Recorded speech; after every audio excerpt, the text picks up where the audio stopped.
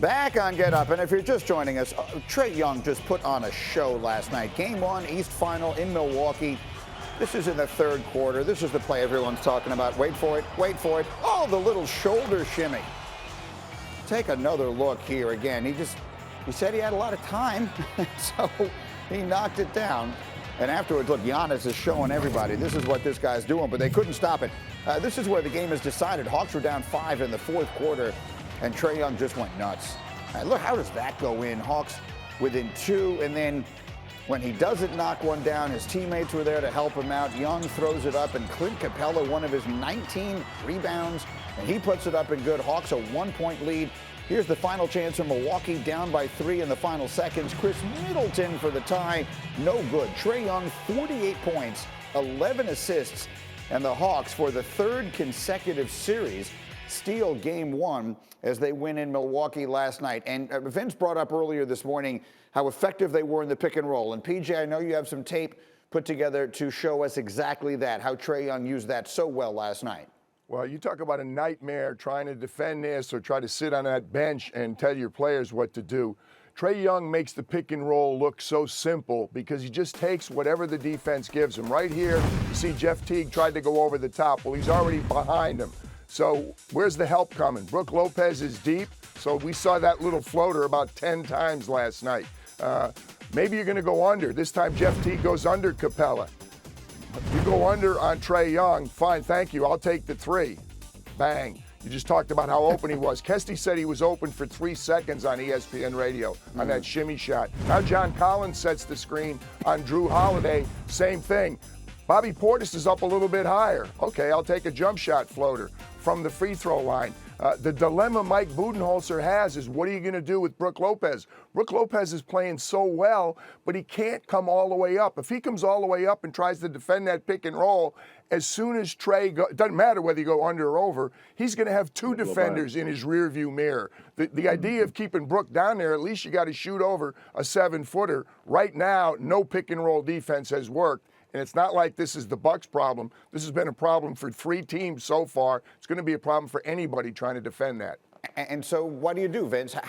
I guess it's a question no one can answer. How do you stop Trae Young? Well, here's the thing. When teams sit their big back like that, they're saying, we want to keep the guard out of the paint. We want the guard out of the paint. You want the defensive guard to get over the screen and get downhill, but they don't want him to get the layup. Well, Trae could shoot the mid-range and the floater. But here's the thing on that tape that we saw, Coach and Greeny, you see where they were setting the pick and roll? They were setting it so high up the floor. So now Trae Young gets a head of steam downhill, and the big can't do anything about it. So it's a nightmare for somebody like Brook Lopez, because he's like, not only am I sitting back, but I see Trae Young coming full speed with a live dribble. What am I to do? So as a big, you tell them, get your heels like you guarding Steph, get your heels on the 3-point line. But it's just a nightmare. What do you do?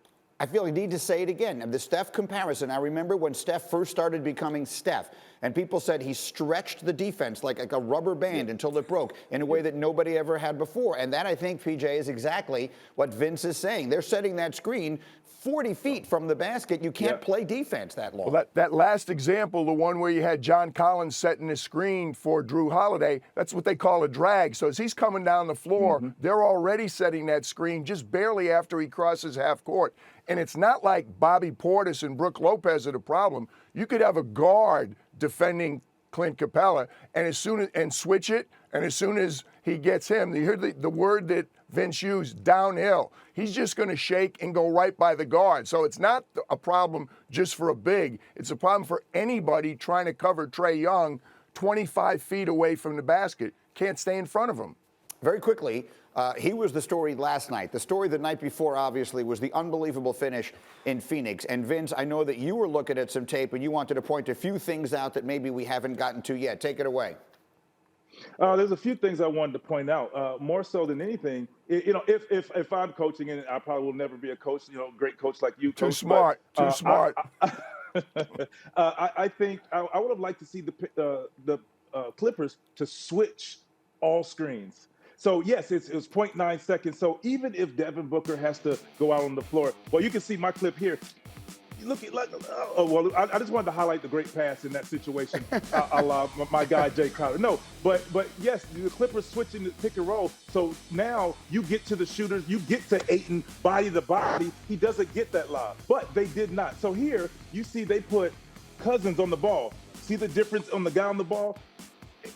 Cousins is not really flapping his arms. He's up. He has his hands up. He's 6'10", 7 feet. Cool. But the passing angle is simple. Jay Crowder is able to take his time. It's like finesse it up there, right there for you. There, buddy. Catch it. Just lay it in. But now if DeMarcus Cousins is going wild and crazy, throwing those arms up, now he's 7'2" and 3. It changes the passing angle and it changes the sight line for Jay Crowder. And that makes that pass more difficult, and the ball possibly goes a little higher. Ayton catches it further away from the basket, and instead of it being a just lay in, it might have to be a little chip floater type shot. Thank you for watching ESPN on YouTube. For live streaming sports and premium content, subscribe to ESPN+.